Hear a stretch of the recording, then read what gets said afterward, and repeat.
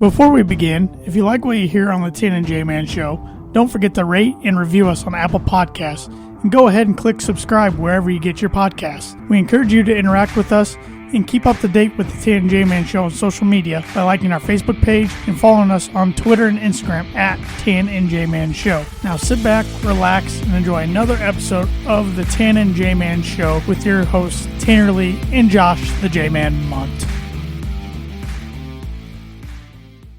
We are back at it live on the ISC Sports Network, live from the Tan and J-Man Show studio. How you doing tonight there, T-Dog? Not too bad. I'm really not too shabby. Ready for more sports to start coming back because talking about this for 3 months now. It's getting difficult to stay positive in a sane mental state, and Yes. Like we were talking before we got on air, Twitterverse can be pretty toxic at times. Social media during bad times isn't very fun to be on. No, and I found myself the other day almost deactivating my personal Twitter, but I decided to, just stay on there and just scroll past the negativity, I guess. Or you could just stay off of it. That's hard for me to do because I like to keep updated with what's going on. That's how I stay. Isn't a whole lot right now. Well, sports-wise, current. A whole lot right now, but a lot going on in the world, as everybody knows. The Tan and J-Man Show is brought to you by The Dam Landing. Whether you want an epic burger, hand-tossed pizza, hand-breaded tenderloin, seafood, craft beer, or a handcrafted cocktail, The Dam Landing is the place to be. The Dam is a bar and grill located on beautiful Lake Manitou that focuses on freshness and quality. The Dam Smoke is back. It had a little bit of a hiatus because of their the meat shortage, the meat supplier, but they are fully stocked now. It will be available on weekends featuring barbecue and steaks. In addition, you can wash it down with one of their 16 beers on tap, including a constant rotation of today's best micro brews and domestic flavors, or a handcrafted cocktail made using fresh ingredients. Take in the fantastic views of Lake Manitou in their beer garden or outdoor bar area. Whether it be boat or wheels, the Dam Landing is the place to be, located at 1305 Ewing Road in Rochester. Their number is 574-223-8950. Good read, J-Man. Did you hear that motorcycle fly by? I did. There's not much I can do about that. So could go out there and yell at him.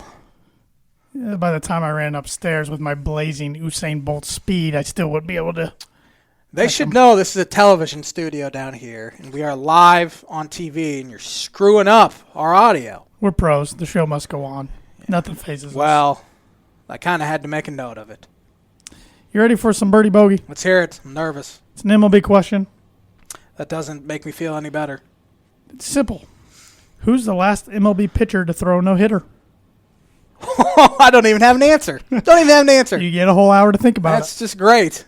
But I have 2 follow-up questions off that I'll give you right now so you can build some confidence. Last MLB pitcher. I know one of these you'll get right. I'm not sure about the other one. But one of them, the Cubs have only had one pitcher throw a no-hitter against them since Sandy Koufax in 1965. Who was that? You want me to answer now? Yes. Cole Hamels. What year? 2015. Yes. I knew you'd get that one. July of something, 2015. Who's the youngest player to hit 500 home runs? Youngest? Or at the time when he hit his 500th. It's got to be Griffey, doesn't it? Nope. It's not Griffey. Alex Rodriguez. Oh. 32 years and 8 months. He came up when he was like 18 or 19, too. How old was he? 32 years, 8 months. I wonder, Mike Trout turns 29 this year. I wonder if he could get there before 32 years old. Of course, we're going to have a shortened season. He's at 285, so he'd need 215 more. It's probably not going to happen. Probably not going to happen. But you can think about the birdie bogey question. Who was the last MLB pitcher to throw no hitter? You got quite a while to think about it. Yes. So. Birdie Bogey is brought to you by Noble Gnome LLC. Fresh, locally grown, nutrient-dense produce from Bryce and Katie Romine of Mentone, Indiana. Like them on Facebook. Follow them on Instagram and check out their website, noblegnomellc.com. They were at the Kosciuszko County Farmers Market over the weekend where they had lettuce heads, salad mix, radishes, carrots, kale, rhubarb, and asparagus. I know they have cucumbers as well, and they started growing strawberries, correct? Yep. And tomatoes, I think, too, or... You know just as much, not more than I do. I don't know if they are. Because it's your read every week, so you've been keeping up. I apologize. But anyways, you can always get your veggies. That wasn't as smooth as a transaction. That was my fault. If you wouldn't have said anything, I probably would have forgot to do it this week. Okay, so I kind of helped. You helped out immensely. Are you ready to get educated? I'm really excited for this week's. Why? I don't know. You feel like it's going to be a good one? Yeah, and I feel like we aren't sure what we're going to be talking about tonight yet still. I'll stretch this out if you want me to. 1874, the game of lawn tennis was introduced, which to my understanding, it was the first version of tennis, but does not have like walls around it. I was going to say, it was just out in an open version of badminton? It was just out in an open field. You ever played badminton? Oh, yeah. Yeah, like actual badminton, not just hitting it back and forth, like... Yeah, with the net and everything? Yeah. Okay. Shuttlecock, isn't that what the thing's called? Or I thought it was a birdie. The little thing you hit. I thought that was called a birdie. I'm scared to Google that word. For some reason, I was thinking that's what the actual thing was called. I'll look it up. Anyway, 1889, the Louisville Colonels set Major League Baseball record with their 26th straight loss. It's not good. It's a bad. It is. Shuttlecock. You're right. I thought it was a birdie. J-Man. I think they call it a birdie just because it's a lot shorter than that word. So most common forms of the game are singles, one player on each side, and doubles, two players each side. It's not fun. I don't enjoy it. I don't mind it, but... 1918, the U.S. National Championship women's tennis was played in Forest Hills, New York. Who won? I have no guess. Mala Bjurstead beats Eleanor Goss 6-4, 6-3 for her fourth consecutive. Can't say I've ever heard of either woman. U.S. singles title. 1921, Paavo Nurmi runs world record 10,000 meter in 30 minutes? Or 30 hours? I don't know. What was his nickname? The Flying Finn. I had nothing coming to me. Let's see here. 1930, Lou Gehrig hit 3 homers in a game, while Babe Ruth hit 3 in the doubleheader. That's a lot of homers for. That's a pitcher's nightmare, isn't it? See them back to back. Murderers Row. Yeah. 1937, Joe Louis KOs James J. Braddock in 18 for his first heavyweight boxing title in significant moment in African American sporting history. He's a pretty good boxer. Yeah. And not a whole lot here. Man, I thought there'd be a lot of U.S. Open. No. Well, because yesterday should have been the Sunday of the U.S. Open. It was pretty depressing. 1958, game in Kansas City between the A's and the Red Sox delayed 29 minutes due to tornado. Game in KC. That's weird that they're playing KC. Maybe the A's played in Kansas City then. I thought they were Philadelphia, then I Oakland. did too. I said game in KC. Maybe that's just wrong and they have the wrong teams. San Diego Padres pitcher on this day in 1976, Randy Jones, tied a record of 68 innings without a walk. It's a pretty good streak there. Some accuracy. Yeah. 1979, Larry Holmes TKOs Mike Weaver in 12 for heavyweight boxing. I'd say title. I've ever heard of either one of them. Never heard of Larry Holmes? Nope. Man. Okay, Mr. Boxer expert. This is a good one. 1981, John McEnroe's famous "You Cannot Be Serious" rant came in first round win over Tom Gullickson at Wimbledon. Good old Johnny Mac. 1982, Peter Rose gets his 3,772nd hit, who moved past who into second place all time. Ooh. I don't even have a guess. I believe it's Hank Aaron. All it says is Aaron. I assume it's Hank. It is Hank Aaron. Okay. Yeah, I wouldn't have. I'm not good with the guesses tonight. I didn't know Aaron had that many hits. I didn't either. He did play quite a while. I just hit a lot of home runs. This is a good move for the Atlanta Braves. In 1990, they replaced manager Russ Nixon with their general manager, Bobby Cox. Yeah, good move. 1991 NHL draft, Oshawa Generals center Eric Lindros, first pick by the Quebec Nordiques. I remember Lindros played for the Flyers and the Maple Leafs and the Nordiques, huh? So he could have been a part of the Avs if he stayed there. that where they were originally? Yeah. Won the Cup first year they moved to Colorado. 1993, New York Met Anthony Young ties record of 23rd straight loss. Oh, my. I believe he was a Cub at one time. I could be way off. That's not a record you want to be remembered for. I'm pretty sure he passed away. He died 3 years ago. He was a Cub for 2 years in 94 and 95. How did he keep getting a job? Well, pitcher wins. I've been on record saying it's the worst, stupidest thing ever.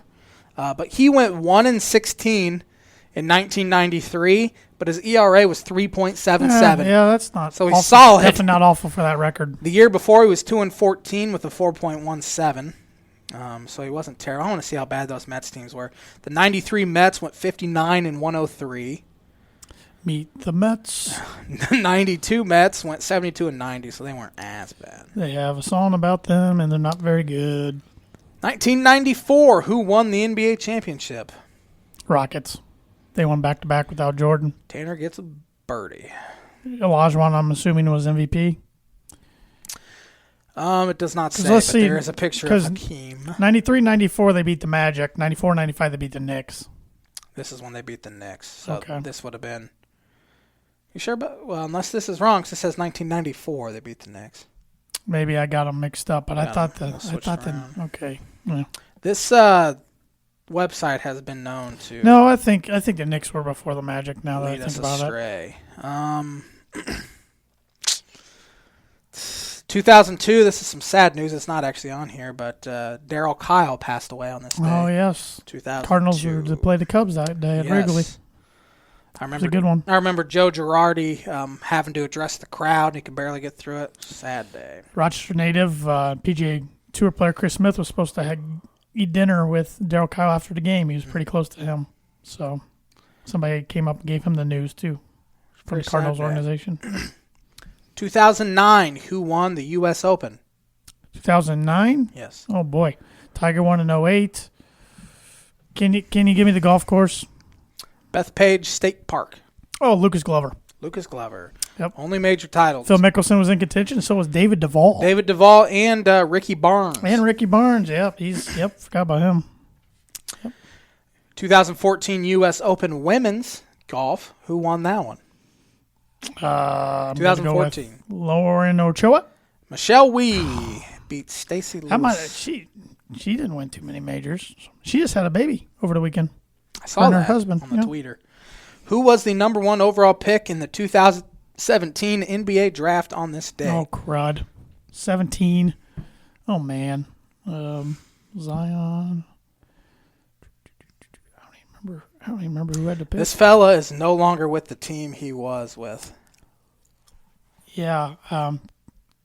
Give me the team who picked first. 76ers.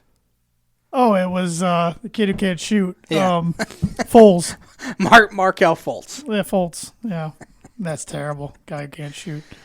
Yeah, he got the yips. I totally forgot he was the first pick. I'm so bad with NBA draft. I'm real bad.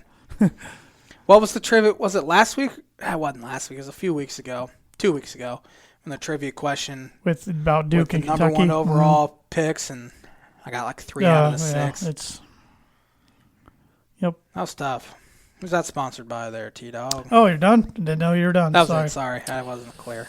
Yes, the On This Day segment is brought to you by, like it is every week, Proforma Print House. If you're looking for a trustworthy, dependable resource for your next trade show, company picnic, or sales meeting, Proforma Print House has over 50 years combined experience in promotional products and commercial print. They strive for fast and efficient response to all your print needs. You need to look no further. Let them be your one-source print and promotional company, and you can give them a call at 574-210-3815. Neato! Baseball news came out today. The Players Union. Just within the last hour, right? Within the last hour. Was voting on the proposal. The owners and Manfred sent out a 60 games, fully prorated. In a vote of 33-5, it was rejected. Of the 5 votes, the Cubs were one of the teams who voted yes, as were the Rockies and the Marlins. So you can't talk bad about the Rockies anymore. 3 of the 5. But, man, after last week, it was this day last week, when all the players were tweeting, tell us when and where, when and where, when and where. Come out and just completely, nah, we don't want to do that now. I just don't think they want to play either. Yeah, that could be part of it. I mean, it's at this point, and I don't know. And they should want to play. Yeah. I am now no longer on the player's side. I will never be on the owner's side, but I am extremely upset with both sides because, I mean, they had an opportunity. We've talked about this so much here the past month or so. They've had an opportunity to get things rolling, be the first sport to come back, and they just are haggling over money, and it is quite frankly disgusting and gross that they're doing this when people are losing their jobs. And so I'm upset, obviously, with the owners. I've ripped them quite a bit. Extremely upset with the players as well. Here was the statement from Major League Baseball Players Association. The MLBPA Executive Board met multiple times in recent days to assess the status of our efforts to resume the 2020 season. Earlier this evening, the full board reaffirmed the players' eagerness to return to work as soon and as safely as possible.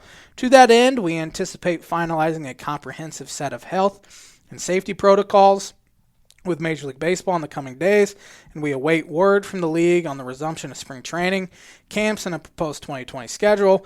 While we had hoped to reach a revised back-to-work agreement with the league, the players remain fully committed to proceeding under our current agreement and getting back on the field for the fans, for the game, and for each other. So really, them saying no to this really doesn't mean that much because Bob Nightingale, who is a very unreliable source, I'll just throw that out there, said Commissioner Rob Manfred is scheduled to implement a 60-game season that will start July 29th. No official announcement yet, but at the very least, we know what the heck's going on and what their plan is. It's not going to be ideal for any of them, but we'll just have to wait and see. I'm just ready for it to be over with. Heck, I'm ready for the season to be over with already. I'm just so sick of everything. Hasn't even started. And let's get this thing rolling, fellas. Yeah, I don't have too much to add on it. I mean, and I feel like a broken record, keep repeating myself every week. But for a general baseball fan, I mean, at this point, I don't care. It's bad to say that because I would watch because there's nothing on, but I just think both sides, like you mentioned, at this point are being a little greedy, and absolutely, it's just exhausting. Really, it's like, oh, okay, it's another proposal. How are they going to shoot this one down? It's been this way for 6 weeks now. Yeah, same thing. Every week you feel optimistic, and then somebody has to go and just crap all over it. Essentially, That's what's been happening. Either the players or the owners, and yeah, that's all I can really say about it. I'm just ready for it to be over. The season's already going to feel like a sham anyway. Yep. If it's 60 games, I mean that's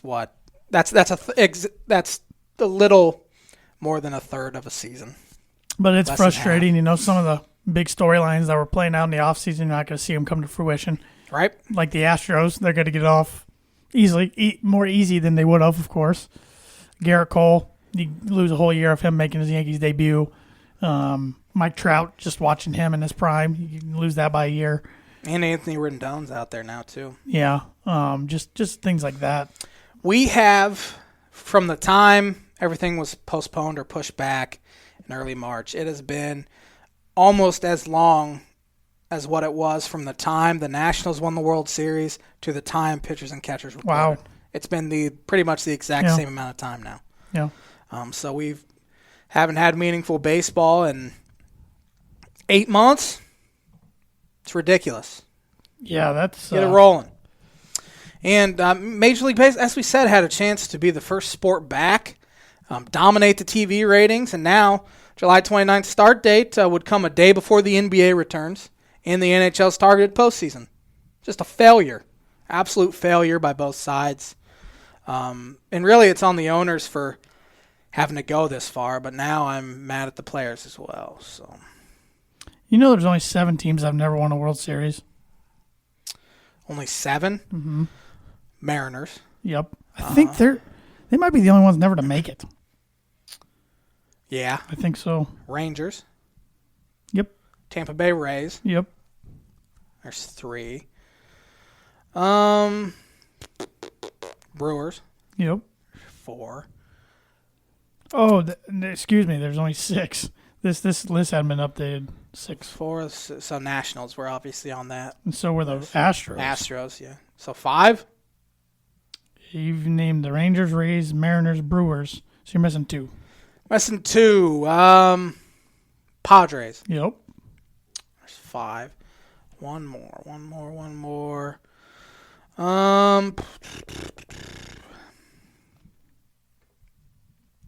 Trying to think which teams haven't been around. Oh, Rockies. Yep. There you go. I knew you'd do that. You could get that. Birdie for. I honestly thought there was more than just one club who had never made it to a World Series. That's pretty surprising. Mariners are the only one. Mm-hmm. They've had some. Of course, they haven't been to the playoffs in 19 years. Yeah. They're the Cleveland Browns of the MLB. And they are supposedly supposed to be garbage again this year. Who knows? I mean, they're so lucky looking back that they made the 95 ALCS. That saved that baseball for that city. Yeah, there's a whole Without documentary that, about it. They don't get Safeco Field. They're not around. Right. Ichiro probably even saved the franchise for a few more years. Oh, even though they weren't that great with just his, everybody wanted to go watch Ichiro play. Yeah, that was huge for him. Yeah. And they won 116 games in Yep. 2001, then were put out by the Yankees. Yep. Yeah, it's just wild to think. I mean, if that city didn't have them, they don't have the Sonics, they would just have the Seahawks. Yeah, and they have the Seattle Sounders. Yes. That's a big soccer state, I don't think they have a WNBA team anymore. Storm? Oh, yeah, the Storm. Yeah, they still do have them. Yeah, I think Sue Bird. so. Yeah. So they have a few, but yeah. I'm telling you, I was there May 2 years ago, and they pack. Is this CenturyLink? Yeah, for soccer. Yeah. Pack it. Yeah. Seattle Storm have been around since 2000. Okay. Sounds like they're still there. Yep. Got any more on the MLB? No. Done. I'm disgusted. What do you want to talk about next? Well, the ESPYs were last night. Did you watch any of it? About 10 minutes. I watched 0 seconds of it. It was completely different from what you didn't really have any categories, did they? No. They just I said, it was 10 minutes, and even during those 10 minutes, I wasn't paying as much attention as I probably should have. Who were the hosts? It was Russell Wilson, I think Megan Rapinoe, and Sue Bird. When I was watching it, they were talking about Cassius Winston and college female basketball player and a bunch of other athletes who lost their senior years. The Oregon senior basketball player? Yeah, Sue Bird, who we just mentioned for the Seattle Storm. Megan Rapinoe. I think those were the two. But I came up with a Decade ESPY Awards. Okay. A couple categories here, so let's go through them. Let's do it. Team of the Decade. All these teams won 3 championships, exactly. San Francisco Giants. B, New England Patriots. Golden State Warriors. Chicago Blackhawks. Who is your team of the decade? That's a really good question. Give me the Warriors. I agree with you as well. And they should have won 4. Yeah. They should have beat Cleveland. They were up 3 games to 1. They could have easily won 5 too. And look for them to rebuild because they're probably going to get a top draft pick, if not the top draft pick. Steph They're going to make a run at the Greek Freak. Yeah. I mean, look, they're going to Clay reload. will be back. They're going to reload. Yep. So, moving on, male athlete of the decade have about 8 of them here. Okay. Tom Brady, Mike Trout, LeBron James, Steph Curry, Sidney Crosby, Usain Bolt, Michael Phelps, Novak Djokovic. All pretty worthy candidates. Is there one I'm forgetting that you are thinking of? No, the only golfer that comes to mind is Rory McIlroy, and he hasn't done much since 2014. Gotta be honest, I completely neglected to remember golf. No, and that's fine because there isn't one. I mean, Rory dominated up until like 2014, then he stopped, and Spieth had a little run. He hasn't done anything in like 3 years. Right. Koepka's had a little run lately.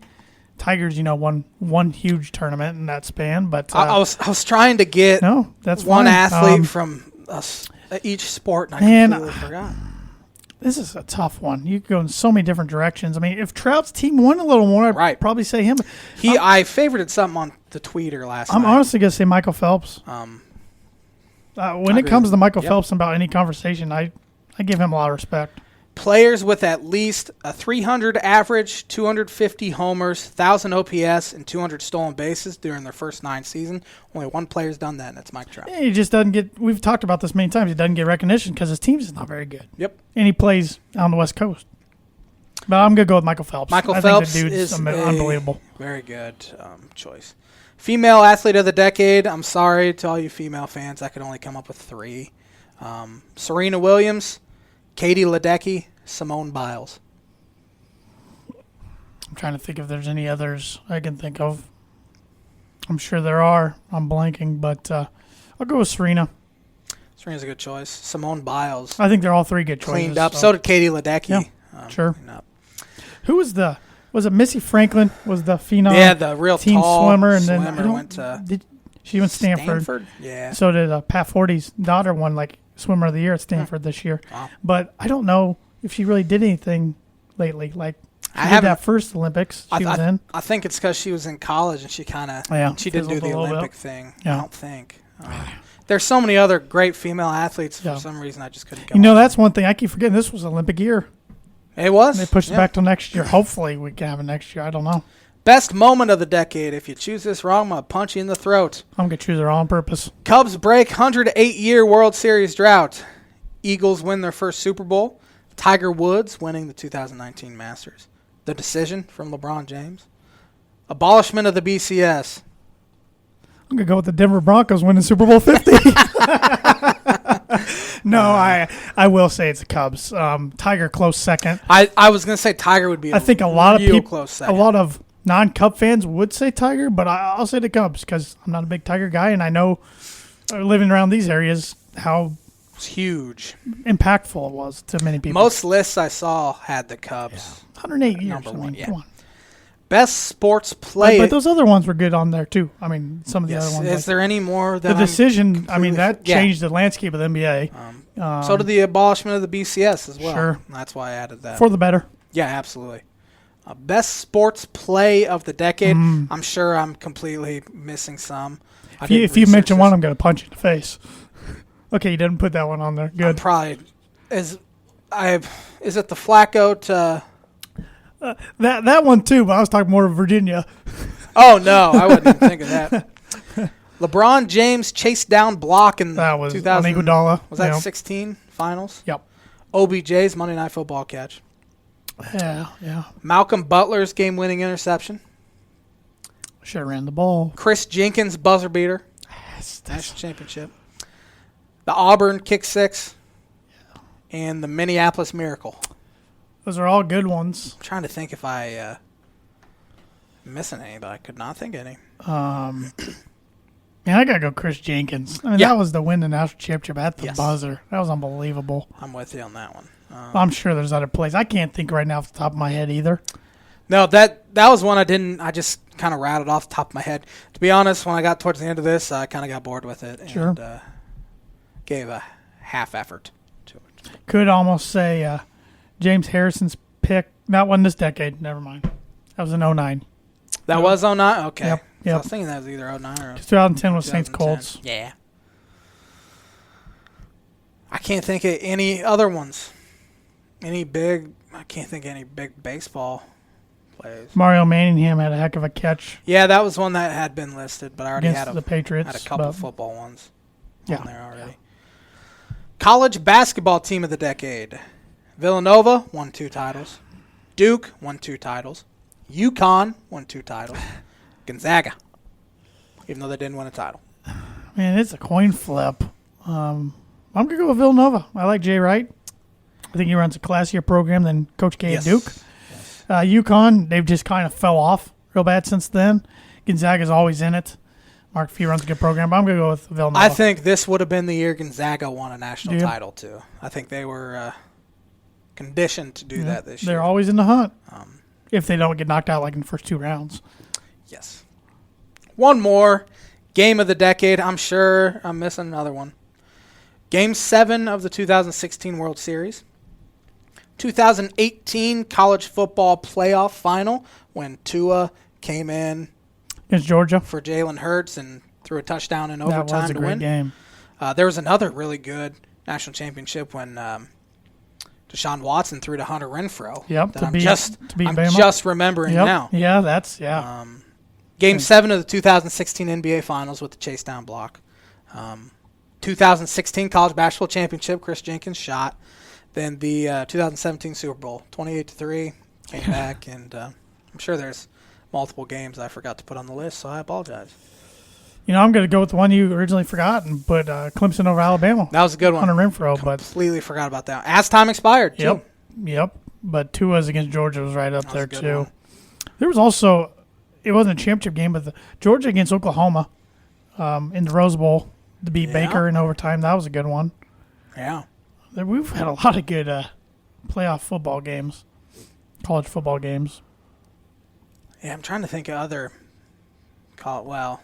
I guess I could have thrown the Purdue-Virginia game in on that one. Virginia, that was a great game. Virginia had great games in the Elite Eight, Final Four, and championship. They should have lost all three of them, really. Easily. But they were a team of destiny. They found a way. Yeah. Other college football ones. There was a really good Rose Bowl that it wasn't for a playoff or anything. It was that USC Penn State. Yep. That was a great one, but that wouldn't Tell you what Rose Bowl was. It was Stanford and Iowa. I was a big fan of that one. I just had to bring that up because McCaffrey literally the first play from line of scrimmage. I think I've told this before. My uncle's a huge Iowa. That's kind of why I brought this up. Football fan, and I think it was Christmas. We were talking, and he goes, "Oh, I was gonna smack this Stanford offense is very good." So, have you watched Christian McCaffrey? He said, "Nah, I've heard about him, but I haven't really watched him." What was it? First play of the game, took an 80-yard. Yeah, he ran a little slant route. They gave him the ball, and then he just boom, gone. I think I texted him. You've seen him now. That was my most enjoyable season to watch a player because Purdue was garbage, and I would stay up and just watch Stanford games his junior year. He was electric. It was kind of like Reggie Bush. His senior year. It is My dad would stay up and watch him. I remember that one against Fresno State. Dad told me about the next day where he goes behind the back with the football. And Reggie's reinstated now at USC to get recognized after 10 years. Woohoo. Yeah. Give him the Heisman back, too. It is an absolute travesty. Christian McCaffrey did not win the Heisman. Who won? It was Derrick Henry one year, I remember. That was the year, wasn't it? There were 2 years he was really good, but I think he was better his junior year than he was senior year. Or sophomore year. Maybe sophomore year. But senior year he got hurt a little bit. Did he even play senior year, or did he just go until he was a junior? No, I think you're right. I meant sophomore year. His last year of college he got hurt a few times. Yeah. I remember. I think you were over at my house. But even I would have made a case years ago for Toby Gerhardt when he lost to he was a good one too. I think Mark Ingram won it that year. It's because those West Coast guys just don't get noticed. Christian finished second in 2015, Heisman ninth in 2016. Derrick Henry won. A sophomore, Deshaun Watson, finished third. Baker finished fourth. Keenan Reynolds, remember him, quarterback at Navy, finished fifth. Forgot about him. Fournette, sixth. Dalvin Cook, 7. Ezekiel Elliott, 8. Connor Cook finished 9th. Michigan State was good that year. 2015. He had a pretty good year. Trevon Boykin. TCU? Yeah. I want to see what 2016. Lamar won 16. That's another thing. I used to be great at Heisman trivia in order, and now I'm just not very good. I'm trying to think. We're trying to see. Deshaun finished second. Baker third. D.D. Westbrook was fourth that year. Oklahoma. I remember Big Ten Network was hyping up Jabril Peppers for it that whole time, and he finished fifth. They tried to give him the Charles Woodson treatment and play him all over the field to help his case. And he was really good college player. Sure. But he couldn't have been a Heisman guy. He's on the Giants now. Jake Browning finished 6th, 43 Washington, touchdowns. And then he came back the next year and wasn't near as good. Yeah, he wasn't as good. Because I think he was one of the favorites to be the Dante Foreman, you remember him at Texas? He had over 2,000 yards rushing. Third-round pick by Houston. Yeah. He hasn't really done anything in the NFL, though. It'll be interesting, assuming we have a college football season this year, to see who's the Heisman favorites in the preseason. Usually it's won by somebody that's not one of the favorites. Yeah, who would have thought Joe Burrow this year? Nobody. He wasn't on anyone's radar Except until like week 5 or 6. They're already putting that Spencer Rattler Oklahoma. He's already one of the favorites. He hadn't even played a single snap of college football, really, besides practice. I mean, you'll have your usual suspects, Justin Fields, Trevor Lawrence, probably even Travis Etienne as well. I think he was my pick last year, Clemson running back. Chubba Hubbard. He's going to have to put up a ton of stats because I don't see them being like a 10-win team or anything. Oh, we don't know. Yeah, I have no idea. I mean, Oklahoma State's a good program, but they're usually an 8-win team Hubbard. or something. He had 2,094 yards and 21 touchdowns last year. He was a beast. USC has a quarterback that'll be up there, too. I thought he transferred to... Their backup transferred. Wow. But let's see. It'll be interesting to see what happens. Oh, that Slovis, Keaton Slovis, he threw 30 touchdowns last year. I didn't realize that. He's only a freshman. But it'll be interesting. I mean, right now, while students and athletes are going back, or football players, I cannot talk tonight, football players are going back, it just depends on where you're at with the cases right now. I mean, LSU's had like 40, Clemson had 20-some, but then there's schools like Wisconsin, Iowa that have single digits out of hundreds of athletes. That's the thing. No one knows. And here's what I keep going back to. It's and really nobody knows or can prove it. If you can't get it again, then it's fine that Clemson's had 1/4 of their team get it because they're building antibodies. Might as well get it now instead of week 2. Have your whole offensive line get it a Thursday before the game, and then you're in trouble. That's the thing, though. No one knows. I know. I don't have a medical degree, but I guess if they, after this, just keep testing those same players and they keep saying negative all the way through, that would kind of maybe tell you something. I don't know. But we'll see, man. I don't know. Yeah. Well, every place is different. And I'm increasingly more nervous about football. I hadn't been nervous about football at all, but now that we're just a month away from camps opening and cases are still skyrocketing in some places, it's making me a little nervous. Yeah, I don't even like to think about that because I don't know how we'll keep continuing to do this podcast if there's no football. But we'll see. We could start covering rugby, cricket. Gonna have to learn a new sport. We probably need to do that just to broaden our knowledge of the sporting world. When I went to Grace College for a year, and a kid started a rugby club. And they just go and beat the living snot out of each other right out in front of my dorm. And I had a lot of fun watching them do that. Microwave some popcorn and just many injuries. I think a kid broke his leg. That was really the only saving grace from that university that I enjoyed was that. But remember how I said Bob Nightingale is not very isn't very what's the word? News or reliable source. He has already gone back on his initial statement. He said MLB Commissioner Rob Manfred has no plans to implement a season tonight or even tomorrow. The two sides still have to reach an agreement on labor and health issues, perhaps delaying Manfred's decision. The health issues are by far the most important aspect of this whole thing because they have closed all 30 Major League spring training facilities for like a deep cleaning.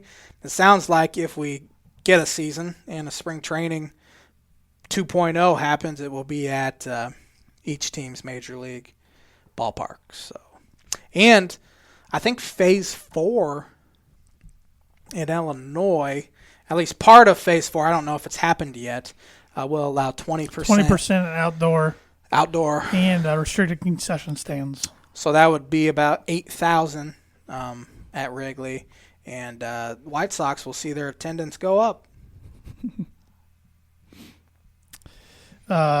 Speaking of baseball real quick, I just found this list. On CBSSports.com, Matt Snyder, he's a writer, he ranked every baseball stadium. In his extremely biased opinion is how he even worded it on Twitter. So I know who was last. I know who was first. Cubs are first, Giants second, Padres third. I've heard that's gorgeous. Pirates fourth, That is gorgeous. Red Sox fifth, That is also Orioles really sixth, nice. Never been there. Astros 7th, Rangers 8th, Tigers 9th, Twins 10th, Royals 11th, Braves 12th, Dodgers 13th, Yankees 14th, Rockies 15th. I've been to both of those. Nationals 16th, Mets 17th. They've really made it up because Shea Stadium. Shea would have been like 38th out of 30. Phillies 18th, Mariners 19th, Reds 20th. Been there. Indians 21st, Brewers 22nd, Cardinals 23rd, White Sox 24th, Angels 25th, Marlins 26th, Diamondbacks 27th, Blue Jays 28th, Rays 29th, and A's 30th. Yeah, he said it was an extremely biased list. I think he's a Cubs fan. I've never heard of the guy. But just give him credit for his article. I think, was Seattle like 20th? I wonder if he's been to all I just read them 30. and I can't remember. Safeco Field's really nice. It's not called Safeco anymore. I think it's actually T-Mobile Park. That's a nice one. I've been to Pittsburgh. It's gorgeous. That was his 4th. I've took a tour of Fenway. It's really awesome. I think Busch Stadium's really nice as well. That was just 23rd. So. I'm jumping all over the place, but I keep finding interesting articles to talk about here. We were just talking about college football, and this guy ranks all college quarterbacks on tiers. There's only 2 college quarterbacks in Tier 1. Trevor Lawrence and Justin Fields. No Brandon Peters? No. Brandon Peters, that's Illinois quarterback. I was thinking he still played for Michigan. I was like, he's done, but that was kid from Shea Patterson. Yeah. Tier 2, you do have a Big Ten quarterback on here, Tanner Morgan, Minnesota. It'll be interesting because he lost Tyler Johnson, but he still has... He has a Bateman still. Bateman, yes, Rashad Bateman. Sam Ehlinger from Texas. Brock Purdy, Iowa State. De'Aaron King, Miami, the U. He transferred from Houston. Brady White, Memphis, that's great. Purdue plays them week 2. That's just fantastic. Kendon Slovis, USC. Sam Howell, North Carolina. He was a freshman last year. Shane Buechele, I believe is how you say his last name. Buechele? His dad played for the Cubs. Oh, that's just great. SMU. He was the one, he started for Texas as a freshman and beat Notre Dame.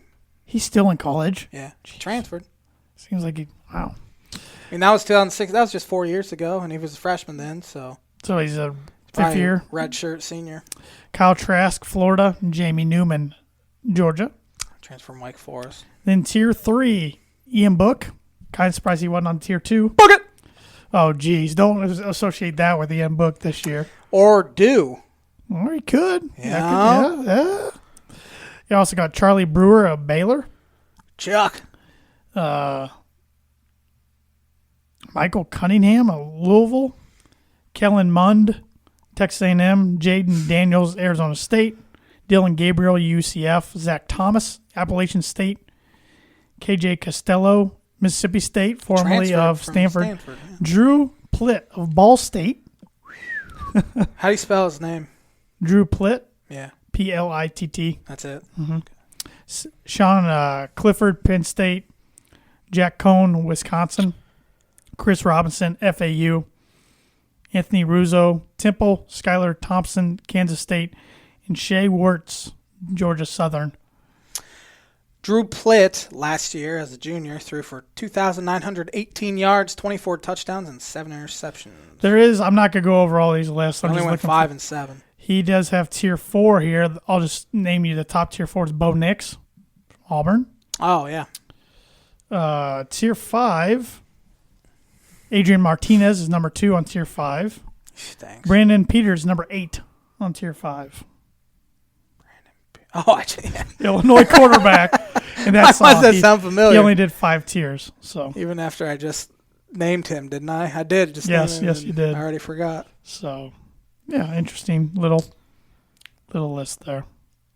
I'm a much bigger fan of those tiered lists than I am draft grades. I kind of figured you might be. So, I got a little golf talk here to go over real quick. We had the RBC Heritage at... What does RBC stand for? It's a company. I don't know. So you're going to Google it. It was down at in the Carolinas. Webb Simpson won. He went nuclear yesterday. I think he birdied 5 of his last 7 holes or 6 of his last 7. He is, to me, the Philip Rivers of the PGA Tour. Solid, probably doesn't get enough recognition. Has tons of kids. It's kind of goofy. Webb Simpson's probably knocking on the door of a Hall of Fame career. He's won the Players. He's won the U.S. Open one year. He has, I think, 9 career wins, 9 or 10. He's been on a couple Ryder Cup teams. So he's not one of my favorite guys, but because I kind of find him boring. But, hey, the guy's a solid player. So this week's the Travelers Championship. Once again, a lot of big names in this one. And we all know who J-Man's going to pick. Royal Bank of Canada was RBC. Oh, all right. We know who J-Man's going to pick, but the power rankings, the top 15 according to PGAtour.com, you got JT Poston, number 15, Sungjae Im, 14, Mark Leishman, 13, Joaquin Niemann, 12th. He played really well this past week. Paul Casey, 11th. Abraham Answer, he played really well. 10th, Bubba Watson, 9th. John Rahm, 8th. Webb Simpson, who just won 7th. Brooks Koepka, 6th, who, cool story about Brooks, his brother Chase Koepka qualified for the Travelers this week, actually today, so his brother will be in the field with him as well. Roy McIlroy, 5th. This will be the J-Man's bucket prediction of the week. Give me Rory, as always. It says, off to a slow start, slow restart despite 6 red numbers in 8 rounds, but he has 2 top 20s and as many appearances with a scoring average of 67.88 at TPC River Highlands. J-Man's Book of Prediction of the Week is brought to you by Indiana Farm Bureau Insurance Agent Travis Watring. For life, home, auto, renters, business, workers, comp, and farm, contact Trav at 219-869-4561. His email is travis.watring@infb.com. He's back in the office. Back at it. So give him a call today. Patrick Cantley's 4th, Justin Rose 3rd, Mr. Muscle Man himself, Bryson DeChambeau 2nd, and Justin Thomas 1st. Justin Thomas was tied for 101st after Thursday, and at one point yesterday he was tied for the lead. Wow. That's how you make a comeback in a few days during a golf tournament. Where did Rory end up? I saw a real bad shot and an expletive. Let's see. Yeah. He did make the cut. Let's see where he ended all that matters. Got paid either way. Yep. My guy Ricky Fowler did not make the cut for the second week in a row, and he's taking this week off, which I think is a smart decision. It would really help if I can find... Oh, there we go. Let's see where Rory finished. Finished tied for 41st. He found it a lot quicker than me. All you have to do is Google his name. And I was on the PGA Tour website, so I was trying to... Finished 11 under, but it was tied for 41st. He always struggles 1 or 2 rounds, it seems like, per weekend. He was only 1 under yesterday, so that kind of hurt him. He's 11 shots back. Yeah, I knew he was made his way in the top 10 early yesterday, but I knew it was going to be an interesting round when a lot of the guys going out early yesterday were going low. I'm like, okay, then the leaders just got to rip this up by the time it's... I was going to say, those guys ripped that course to shreds. Yep. And it was rain delayed for a while, so it got some prime time television time last night, which it was the longest day of the year yesterday, so it's a good day for it, I guess. I was going to say, it's already dark, and it's only 7 o'clock. So it's not already dark. It looks like it. It's not even close to being dark. I know it. Ignoramus. But I think we're about to get a storm, actually. Hope it doesn't knock out power. Maybe that's why it's dark. Yeah, that's all I really got for golf. I mean, and I guess one thing I did forget, the PGA Tour did have their first player test positive for the coronavirus, Nick Watney, on Friday. He was starting not to feel well late Thursday with some congestion and wanted to get himself tested Friday morning for the sake of not only him but the other players in the field, and came back positive, and so he is now quarantined at Hilton Head for 14 days. So it was really only a matter of time. Sure, before, absolutely. It was going to happen eventually, but says he's feeling fine. Yeah, so that's good. They handled it about, in my opinion, as well as you could have. They got out on it right away, the PR, everything. So, I mean, we've heard just from this week a bunch of baseball employees and players have tested positive. A bunch of college football players have. It's going to happen. You can't. Yeah. Yep. And honestly, it's surprising it took them this long to have a positive test. Now, they could have been positive for a while, and they're just now releasing them. But, yeah, it's just a matter of time. Hopefully we get an end to this sometime. I thought we'd be much closer to an end than we are now. But yeah, back in March when it started, I thought we'd be a lot further along and on June 22nd than we are. But Can't predict That's these the things. thing about these unknown stuff. Because I sure would love for fans and people to start attending events again. It makes for much more entertaining TV. A little. And to talk about. Yes. Speaking of Novak Djokovic, I just saw this on TMZ Sports. Novak Djokovic slammed for shirtless party days before positive COVID tests. Oh, not good. Nope. I didn't know he tested positive, I guess. Wow. I didn't either. Might Google it real quick. We are all over the map on this show. Let's come get this Tonight. way, bro. I don't know. Huh. Players test positive for coronavirus. So different tennis players. Yes. Okay, so not necessarily him. Tennis event organized by Novak Djokovic under fire as players test positive for Gotcha. the coronavirus. Gotcha. Yeah. We got about 9 minutes left. You got a list? Anything you want to pull from? I could list my most hated MLB players. I have 20 of them. Sure. I'll start with number 20. How about that? Pedro Martinez. He'd be about number one for me, or at least on my top five. He's a little punk. He plays beanball. The Yankees are his daddy. Yeah, they are. I've seen him. If you ever see video of him getting in fights back in the 90s, it's He threw a 7-year-old man down on his head. Yeah, he's a bad dude. Even though Don Zimmer might have deserved it, but Number 19, Madison Bumgarner. He's kind of a old school. you just wish you could chug beer like him. I can't chug beer like him. I could be in a rodeo like him too. Do you remember he had like an alias and he won like a rodeo event and the Diamondbacks were not too happy about it because it was this offseason. And he signed with Diamondbacks. Do you remember that? Yeah, because you just mentioned that earlier on the episode. He's always yelling at people, running the bases. Number 18, Brandon Phillips. Hate him. 17, Todd Frazier. Didn't like him either. Todd Father. The second Todd Father. Todd Helton's original. 16, Jose Reyes. Hated him. Yeah, he's not a good human being. Just a terrible guy. Number 15, Yordano Ventura. He has passed away since, but I hated him when he played. I mean, he would throw at guys and yell at guys for no reason. 14, Carlos Gomez. Hated him when he was with the Brewers. Always getting in fights. Hate's a strong word. I hate. 13, Lance Berkman. Hated him. He was a Cub killer. He was a Yankee for like half a season. And he was with the Cardinals, which made it even worse. Number 12, Mark McGwire. I made this list before the documentary last week. Number 11, Garrett Cole, Pirates. Okay. I don't hate him since. Well, actually, this next one, entire Astros roster from the previous 3 seasons. I guess he's on that one, too. that's fair. Number 9, Manny Machado. I'm not a Manny Machado Can't fan. stand him. I can't either. Number 8, Yasiel Puig. Yeah. Don't like him either. I wish him and old Bumgarner would duke it out. Number 7, Colton Wong. I thought he'd be top 5 lock. Can't stand him, but these other guys I just hate a lot more. I know one of them coming up, but... Number 6, Alex Rodriguez. Okay. It's very serious that he and his girl, J-Lo, are they married? I don't think they're married. They're not. Are putting up money to potentially buy the Mets. I guess it's a very serious thing. Number 5, Roger Clemens. I hated the Rockets.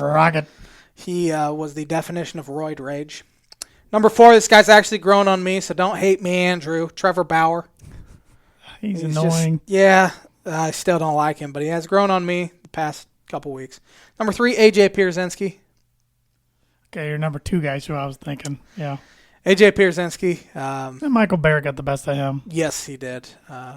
I couldn't stand AJ. Number 2, Yadier Molina. Yep. He will be a Hall of Famer one day, and I will go to my grave saying he is the worst Hall of Famer ever inducted. Number 1, Ryan Braun. Yeah. Saw you yell at the TV the other night when he was playing for the U against Nebraska. Yes, we watched a game. It was, Miami against Nebraska. Ryan Braun, John Jay against Brian Dunsing. Yeah, and you knew all 3 of them. It was really... Before it was on commercial when I said it, and I was impressed with myself. But Ryan Braun, just the worst guy ever. One thing I forgot to mention, the Belmont Stakes were held this week. Instead of, it's usually the Kentucky Derby's the first of the three Triple Crown horse races. Can you tell me who won the Belmont Stakes? I saw it, but I don't remember the name. Tis the Law. Yep, that's it. So watch. Was he a favorite or?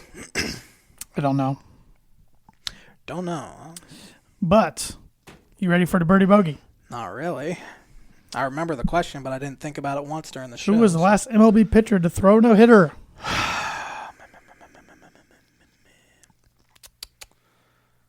Max Scherzer. Good guess, but no. How about Verlander? When did he do it? September 1st. I remember Max Scherzer was bunting during batting practice, and it broke his nose. For some reason, I was thinking he threw a no-hitter the next start, but I think he just struck out 1,000,000. Man, that was a tough Bogey. one. I don't remember. I don't remember no-hitters. I don't remember the last time you got a birdie. No, it's been a while. I was on a pretty good roll there for a while. The Jordan ones I would get right, but the baseball I'm even ones, trying to give you baseball ones. well, help you out. this baseball one was a little different than the one before, Sure. where I should have gotten, and I Chipper am and- still kicking myself 3 weeks to a month later. Yep. Uh, Wrap us up, J-Man.